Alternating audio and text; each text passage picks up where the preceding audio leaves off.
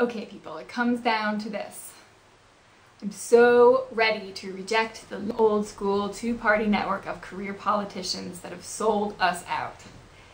It's not okay to pass 1,500-page bills without reading them, and it's not okay for our so-called representatives to cater to special interests over us.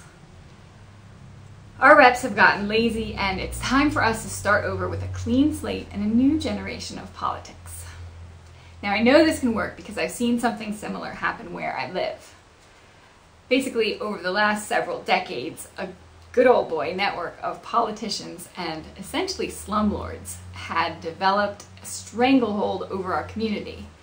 They made decisions that had huge effects on our economic growth based on whatever would net them the most personal gain, as opposed to what would yield the most economic growth for the community. This place has a lot of potential. It's right on the water, we have great Victorian architecture, it's convenient to major cities, but because of our leadership, every time a decision was made, the community fell further into decline. Well, a few years ago, a group of citizens got together and said, enough! Of course, as you can imagine, each individual within this group had different priorities. Some of them wanted bike trails, some wanted an emphasis on the arts, but they all realized that none of their projects would be possible unless they worked together and overthrew the people making the bad decisions. And guess what? It worked. It took a lot of time and energy, and it was slow going at first, but we've seen some major positive changes in the last 2 years.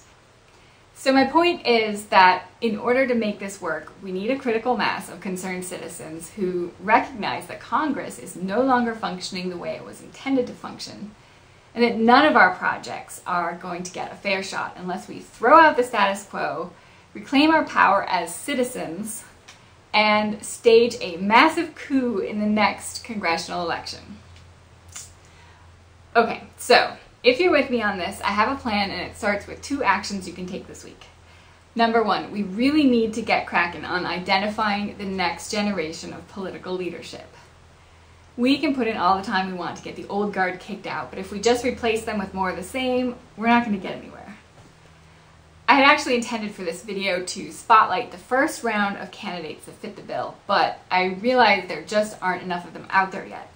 So action item 1 is to identify someone in your area that has the integrity, backbone, and passion to fight this battle on our behalf.